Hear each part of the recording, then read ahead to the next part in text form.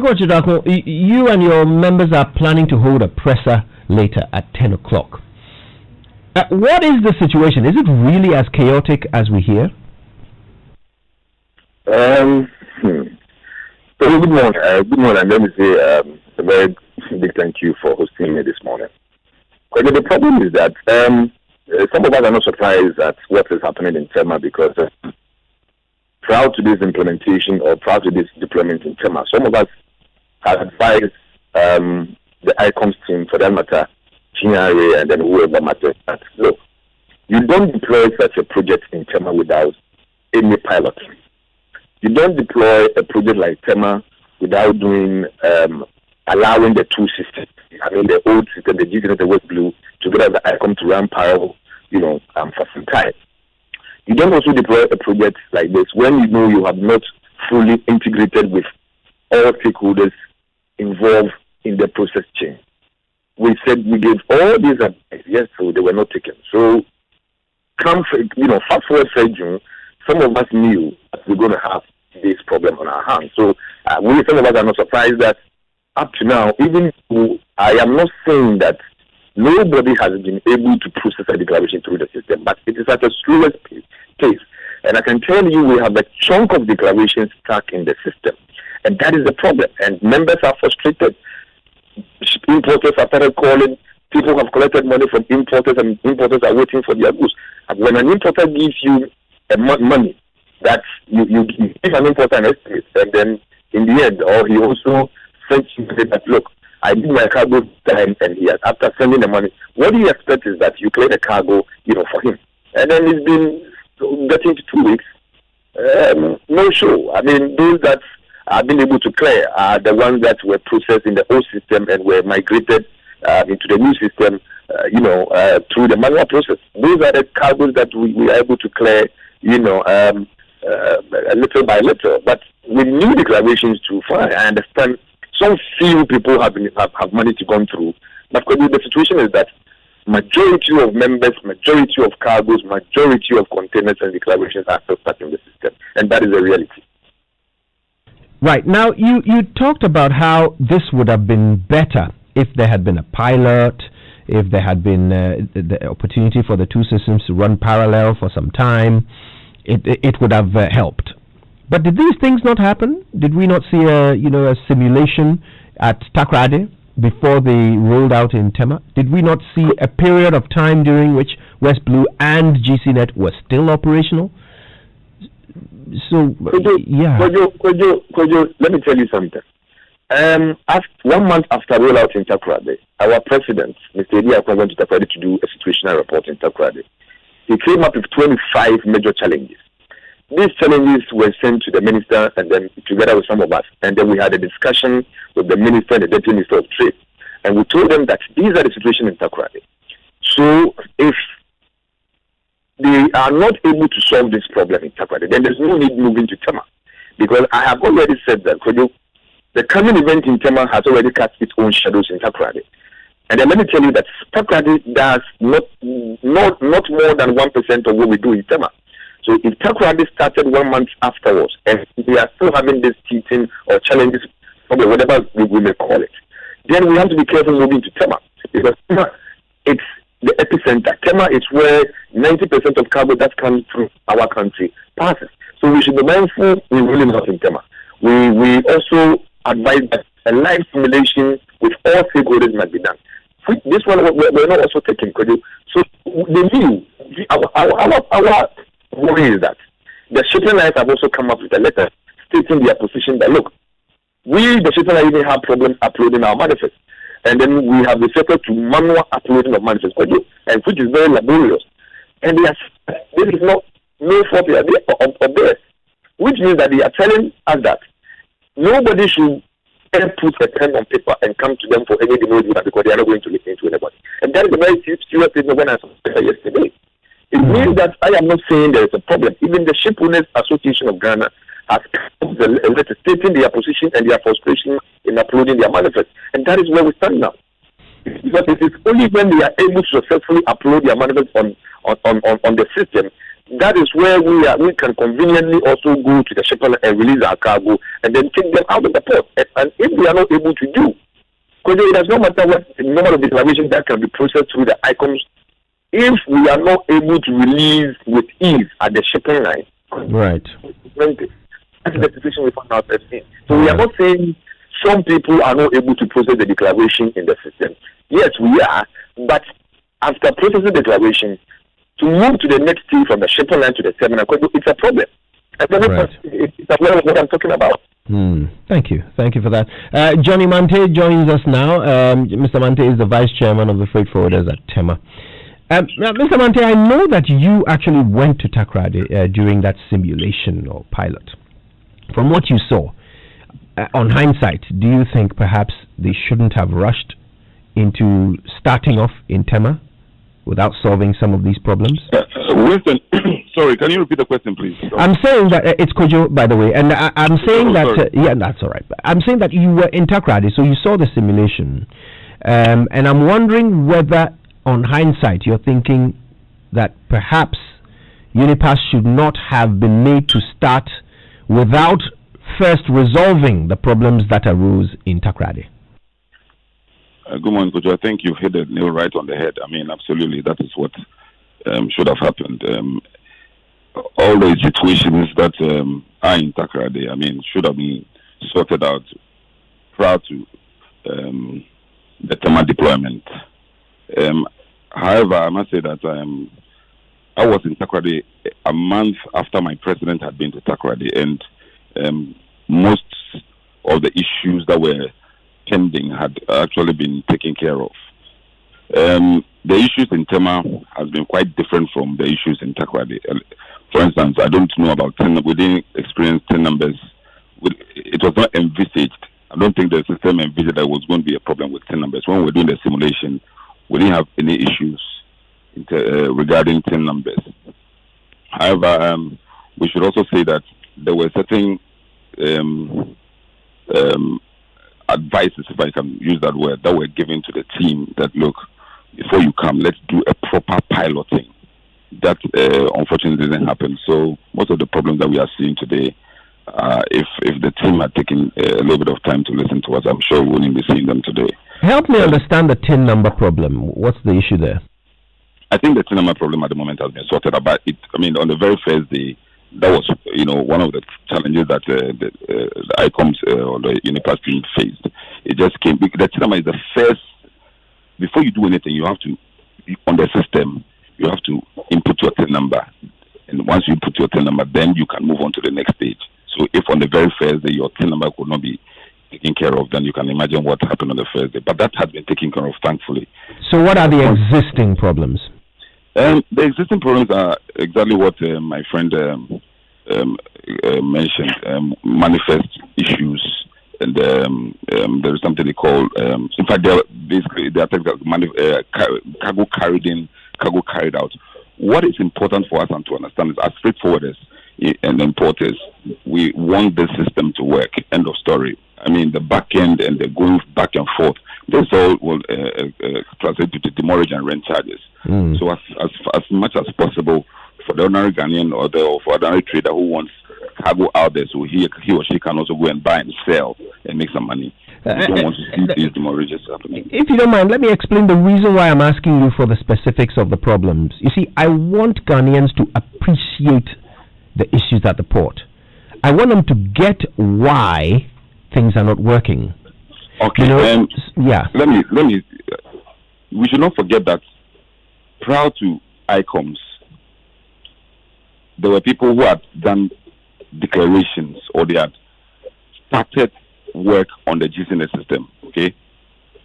So there was a backlog of these declarations. ICOMS or Unipass had to mop these declarations out.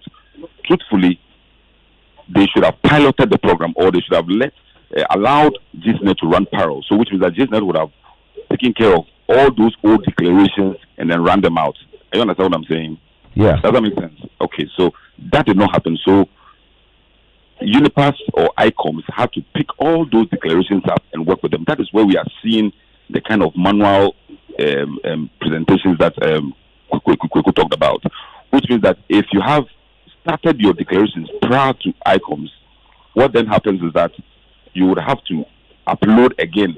For instance, if you had paid the duty, in fact, Commissioner General had released a list of things to do things, a process flow that everybody should follow, and that one of them included you uploading all your documentation on the ICOMS. Once you upload all the documentation on ICOMS, then which means that you have to go to the shipping line to make a payment. You need to make a release, because ICOMS, they don't have the base document, which is the manifest. So, which is that there was a situation where you would have to do a manual release, and by manual release, what they meant was that customs will first check whether duties have been paid. Once that is done, then they send an electronic mail that's an email to the shipping lines. The shipping line will verify and ensure that you have paid your duties. Then they would also send a mail to the terminal before you go there and do your processing. In fact, it's been quite difficult for some of our members. And another thing, of course, was inadequate training. So as we speak, the ICOMS team have started fresh training for all our members again. As we speak today, I think there's another training that is going on. Even though there's a press conference, they started on Monday. But the long and short of it is that, Kojo, there are issues and it's to be sorted out. So you talk about this manifest. So what exactly was the challenge between the previous system and the current one regarding manifests? With the manifest, there is the process. If you don't mind, I can take you through the process flow of the manifest. Sure. Okay. See, the manifest, there are two types. One is the one at MPS, and then the one that deals with GPHA. So with the GPHA, basically what happens is that the shipping lines will submit their manifest. Once they submit their manifest, there's something called discharge declaration that they have to do. Okay. Once they do the discharge declaration, customs will have to approve that discharge declaration. So your vessel comes to town, the shipping line submits its manifest to customs, and then the customs will have to approve. Once customs has not approved that manifest, the process will stall there.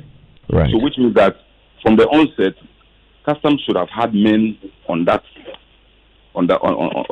move approving the manifest that were being uploaded by the shipping lines. Once the shipping lines customs approve the manifest, then GPHA would have to confirm and start their tally. The tally is where the vessel has arrived, the physical count of the containers. Okay, this vessel, we had 4,000 containers. After the tally process, customs again will have to approve. So the issue is that either GPHA has not done their tally and sent it for confirmation, or customs has not approved. So basically, it was a system that checks and balances. This one has, if customs has not approved a manifest, GPHA cannot do their tally. If the GPHA has not done their tally, the next person cannot do it. So basically, it's something that was already there. But that's the old system. They should have had men on the go to be doing the approval and confirmation of the system that they have put in place.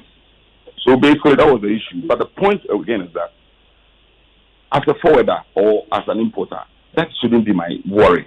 Okay, that should not. I mean, I don't have to know what is going on at the back end. My box, all I have to know is that the container has arrived. I have paid my duties. I should have access to the container. So who do you think at this point should be footing the huge demurrage bills that continue to build? Who should be? In fact, this is a question I want us to answer when we come back. But the question is, who should pay the demurrage which is accruing because of the faulty system? But before you answer that, let's take a couple of messages from our partners, a bit of advice on how to spend our money. When we come back, Johnny Mante and Kweku Ochredakun continue to help us understand the jumble at the ports. Don't let COVID-19 keep you away from your favorite shopping destination. Visit the Junction Mall and observe the safety protocols instituted to curb the spread of the coronavirus. Grab your designer shirts, dresses, shoes, and bags with masks to match from our vast array of fashion outlets. Yes, get a free mask to match every dress you buy from the Junction Mall this season. Let's fight the coronavirus pandemic in style. Update your closet with the latest fashionable clothes and accessories at the best discounts of up to 50% off. Remember, no mask, no entry. Hashtag stay safe, hashtag stay healthy. Follow our social media handles at The Junction GH for further details. The Junction Mall. Join, explore, shop, enjoy. Because the greatest things are born from the smallest of thoughts. Just as your seeds in a rich soil grow to become trees that bear fruits, the Agricultural Development Bank, ADB, helps you sow, invest, nurture, and grow your personal and business plans by serving you with years of banking ingenuity and experience in agribusiness, corporate and commercial banking, consumer finance, e-banking, and many more through our network branches across the country. Whatever the culture, whatever the dream, we grow with you. Call us today on 0302-210-210 or visit www.agricbank.com. ADB, truly agric and more.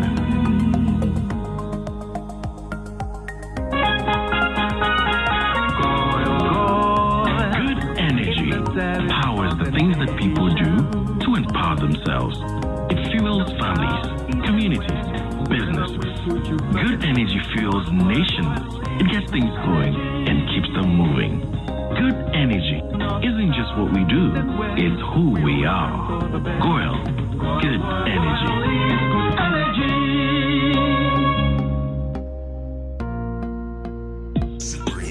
What would you do if you have the chance to do anything in life? Build your dream house. Take very good care of your family and plan for a comfortable retirement. Plan a befitting funeral for your loved ones when they depart. How would you live if you knew there was a friend waiting to support you on all of your life's choices? You have such a friend in Glyco Life Insurance. Glyco Life has all the plans to meet your life's needs. Your child's education, your life savings, your mortgage, funerals, redundancy, and your retirement, and takes the burden off your shoulders. So go ahead and live life to the fullest today with Glyco Life Insurance plans. And remember that all our policies are hedged against inflation. Talk to Glyco Life on 0302-218-500 or 246-142. Also visit our website at www.glycolife.com or any of our branches nationwide for more information. Glyco Life, we cushion you for life. Glyco, we cushion you for life.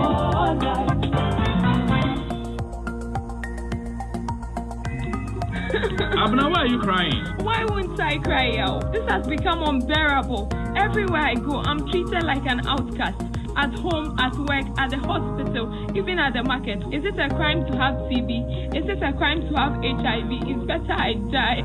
Why? No, Abna, you can't give up and die. Indeed, a new dawn has come for persons living with HIV and those suffering from TB and sexually transmitted infections. WAPCA, in collaboration with the Ghana AIDS Commission, is shedding light on our rights so we can enjoy equal rights as captured in the Ghana AIDS Commission Act, Act 938. Rights to quality health care, non-discrimination, equal work opportunities, and education. You may call WAPCAS on 030-224-1452 or 055-6233-663 to report any act of discrimination. WAPCAS, here for your rights. WAPCAS and Act 938, here for life. This advert is brought to you by WAPCAS with funding from the Global Fund. We have to. Accidents do happen. It could be a motor accident, a sudden heart attack, or even a stroke, or any other health emergency. The first steps you take are very critical. Should you be involved in or witness an accident, call 112 for the fastest ambulance response. With over 300 well-equipped ambulances all over Ghana, you are assured of the fastest response to your emergency calls.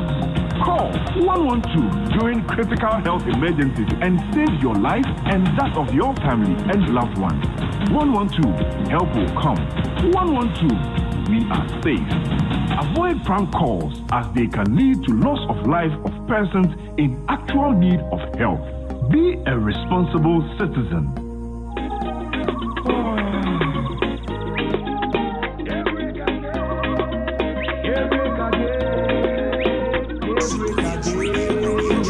Joy 99.7 FM.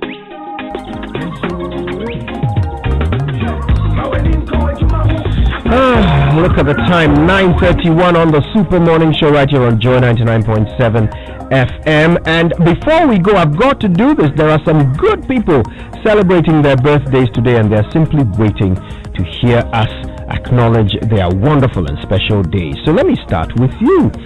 Happy birthday to Gordon Derry, Godwin Ufo, and Mary Buckner, as well as Abeku Paintel, all of them at the ARB Apex Bank. All of them celebrating their birthdays today. Fantastic. Also a special birthday wish.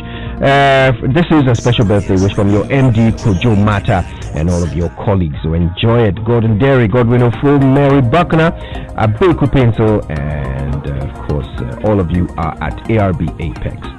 Happy birthday to our one and only boss, Deladem Logolo, head of industrial territory at SG Ghana Bank. This is from Fafa and her team in Kaneshi Market Branch. Enjoy your day, Deladem. Okay, now some of you have been sending us some messages. By the way, we're talking with two of those who use the systems at the port, helping us to understand this whole ICOMS, kerfuffle. So Johnny Mante joins us. He's a representative of the freight forwarders in Tema. And then Kweku Ochredako is the vice chairman of the freight forwarders. He's an executive committee member, forgive me. Executive committee member of the freight forwarders. Now we're getting back to them in a moment, but I've got two messages here that I want to share, very important ones about our conversation. This one comes from George Spencer Quay, and he says, Kojo, it's erroneous for anyone to suggest that ICOMS started a week ago. We all know when they started. People should be put to strict proof and speak facts. Again, this narrative of the system is working must not be countenanced. For the very first time, the ship owners, who are mostly foreigners and wouldn't want to get involved in local politics, have told the whole world that what is happening today is manual processing and valuation, which is slow and laborious. So how do we then invite officials to come and sit on radio and say systems are working? Which system is working? Freight forwarders have said the same. Agents have said the same. Importers have also said the same. How come only government and ICOMS are saying something different? Somebody is willfully causing financial loss and perpetrating this crime. How much revenue is lost in a day due to the manual processing and valuation? That a Chevrolet Cruze was cleared at 14 Ghana cedis? You heard this as well, didn't you, Winston? 14 Ghana cedis for a Chevrolet Cruze. Did you hear this?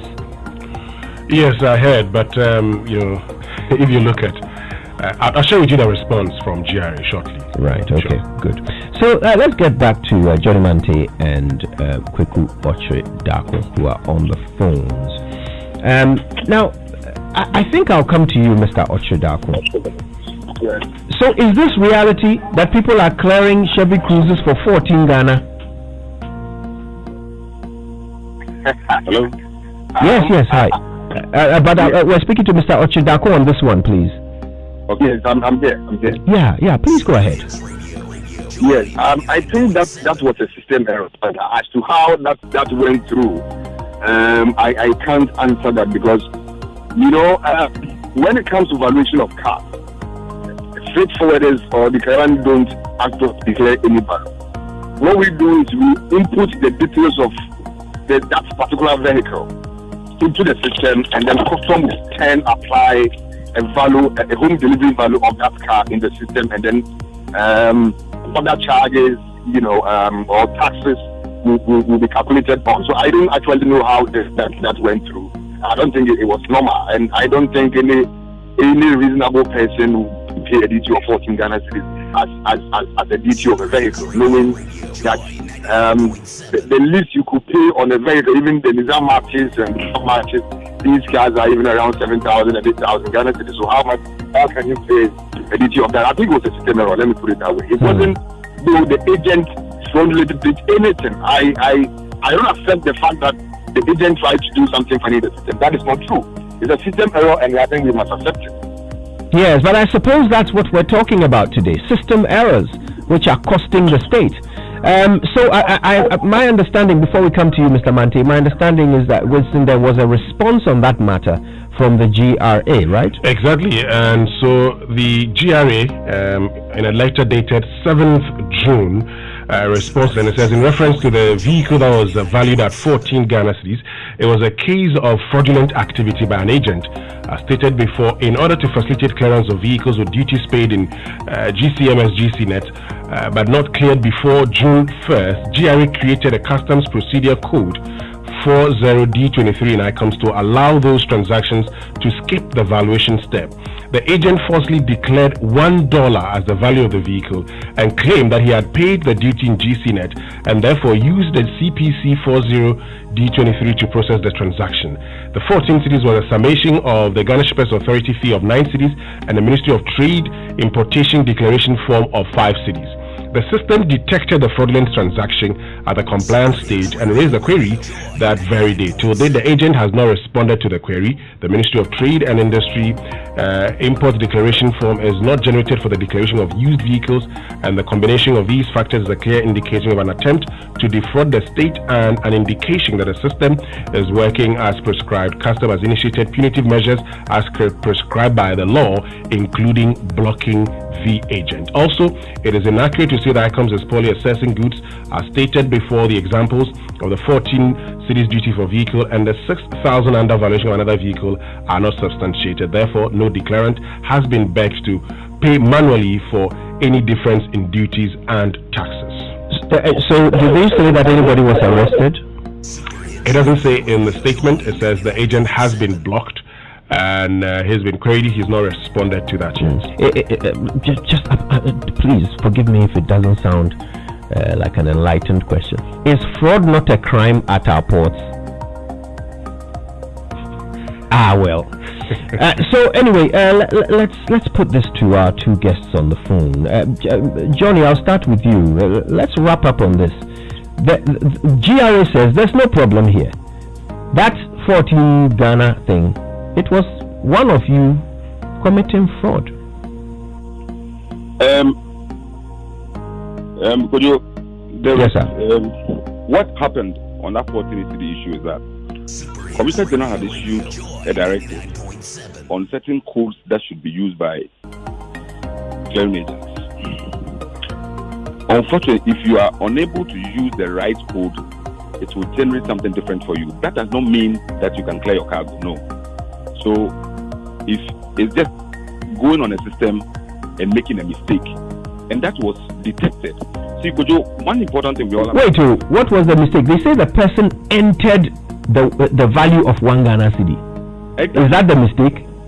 So you can, Kojo, I have my front end. I can enter anything I want, but it's up to a system to detect it and tell me that, look, what I've entered is wrong. And that was what happened. So that 14 cedis didn't proceed or didn't go to the extra stage where the person could have gone to the port. But the system didn't say. Kojo. Forgive me, but I need clarity here, if you don't mind. Let me just ask this question, and then I'll allow you to make your point as well. Okay. According to the letter from the GRA, the system didn't say 1 cedi is wrong, please try again. It said, okay, if your car is 1 cedi, then your duty is 14 cedis. Kojo, this is how the system works. Even with GCNet, once you have the liberty of inputting as a freight forwarder, you have the liberty of inputting data that you have in front of you. If you input that data and the data does not correspond with what they have on the system, it will tell you what you have done is wrong, and you can't proceed. Our issue has been user familiarity. As in, this system is new, we should admit it. So people would continue to make mistakes. We have told GRA that, look, apart from, and this user familiarity, it doesn't go with just freight forwarders, shipping lines, and even customs. This is new. This system has been built just 8 days. So of course we would have time. It will take time for people to be able to understand the system properly. Right. We should not forget also. We should not forget that as we speak now, there is training. From Monday we started fresh training, and the training is targeted on the areas that our people have problems. The shipping lines, they also have issues in terms of uploading manifests. Even GPHA, all these areas. So they are doing what we've requested for retraining for all these our members. So this is just 7-8 days. I mean, we have systems that have been around for 18 to 20 years. We cannot compare that. So those things that should also be at the back of our mind. Right. So we cannot simply say that this is a systemic error. Of course, they have their challenges. But I think that it's just 8 days, and we should look at. We would have our patients. We'll continue to support them. But the point is that, like you said earlier, demurrage and rent is something we don't want to know. This is what I want to wrap up with, Mr. Kweku Ochidako. I would like your take on this. Who should pay this demurrage? You've said already that the shipping lines, well, they're struggling too. The system is not working for them either. So who should pay? Obviously, it is the importer who has to pay the demurrage because he has gone to abroad to import. But is it fair for the importer to have to pay this when the system is not working? Importer has come along and he's got his money, he's ready to pay his duty and take his goods, but the system is not allowing him to. Why should that cost him extra? That is our worry, Kojo, and we think that the government can with the shipping lines to have negotiation as to whether can be extended, in the face of challenges that we are having now. If that can be done, then we are just assured that the cost of the delays in the system will not be put on the importer. I mean, if that is not done, the shipping lines have no option than to charge you anyway, and that is they have made their intention clear. So you don't think the state perhaps should take up the cost, or GRA should take the cost, or Unipass should take the cost? You don't think anyone else should bear the cost of this system that is not working? You think that your members should pay it? I don't think so. If you remember when during the COVID-19 period, the freight forwarders led a negotiation that look, what is happening around the world is not anyone's fault. It is beyond government. It is beyond nation. This is a global war. So we all advise that government must, speak to the shipping lines as a matter of agency to extend from the most 3 days, which, they wouldn't need it. And then afterwards, and this is a government instituting a policy, and the policy is causing or bringing about certain challenges. And they have come out to tell you that look, we have from day one offered our unflinching support to make sure the system works. However, we are also having challenges even uploading manifests. So they are telling us that look, even at the end, like my senior man Johnny said, they are having challenges, and then it's either we need retraining, as he said, or they also need retraining. But they have said that they have challenges in uploading the manifest. And the manifest is a primary document that everybody needs to move the cargo out of the port. So you're saying who should pay? Yes, it is the importer. If government does not come in, it's the importer obviously who has to pay. Right. Okay, I want to thank you both for your time. Kweku Ochidako is the Executive and Technical Committee member of the Ghana Institute of Freight Forwarders. Johnny Mante is the Vice Chairman of Freight Forwarders at TEMA. We appreciate you both very much for your time. Right, Winston. Yes, so there you have it. The practitioners, if I could put it that way, or those who use these services have spoken to us. But one thing that they left with that I just would want to say is that, so certainly there are challenges, and these challenges would have to be solved. They admit there are challenges, and I'm sure that even the authorities, those in government, would admit there are challenges. What must happen now is that those challenges must be addressed. It's so difficult. It must be so difficult. I have a friend who is in the business. He says that a vehicle arrived for his client by air. Okay. Now, you know why people bring things in by air, right? Because they want them instantly. Instantly, yeah. Well, this vehicle has been there for 12 days at the airport and they can't clear it. Imagine. All right. Stay with us. More to come.